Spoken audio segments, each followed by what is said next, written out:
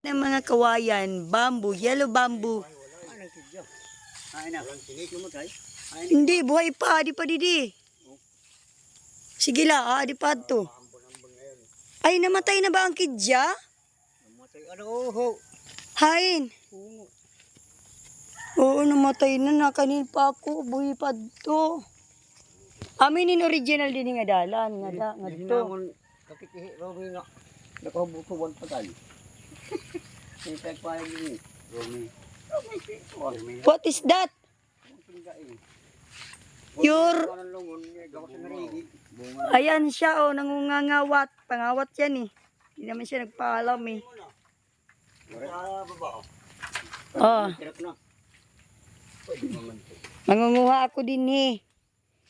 May next project tayo, Monmon. Mamunguha tayo ng bunga. Tatanim natin. Aray, magano. Ayan yung bunga ng ano. Nganga. Ayan yung ginagawang nganga. Pili lang tayo, pa isa-isa. Sunod naman na puno. Didikan ante. Didikan ante. Alam mo itong bunga, ano ito eh. Nagagawa rin side ito eh. Naging-ging, pwede. Kaya sabi nga nini sa amin. Tanim ka ng maraming yan. Adi maliit, pwede na yan. Diri at tuloy. Gumawa kami ng yellow bamboo para sa pang bakod sa aming pigi. Mga brother. May araway nga nin. Hindi na makakabulisin eh. Ano mo? Yan, yung nasa harapan mo, yung yan mismo, pwede na yan. Pwede kahit maliit kuya, kayo pampatayo natin. Hindi, yung tugas ang iisip natin. Yan, ma-brown na, pwede na yan. Ayan o. Yan, amo ito. Yan, puputulin na ang kawayan. Inings. Ano, upod man ito isa. Tapos may dadidigod te, kay mga gamit pakitahin ko, para kam...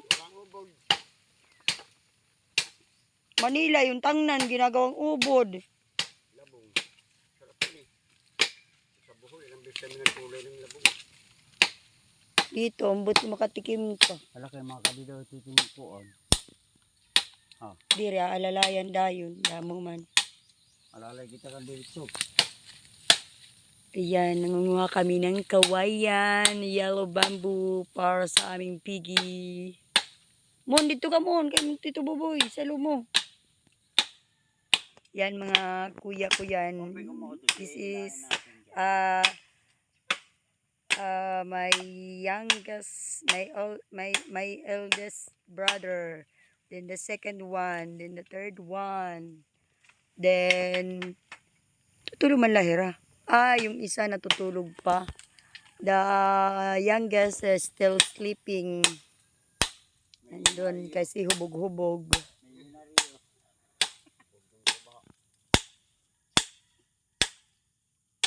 Kahit kinauntula.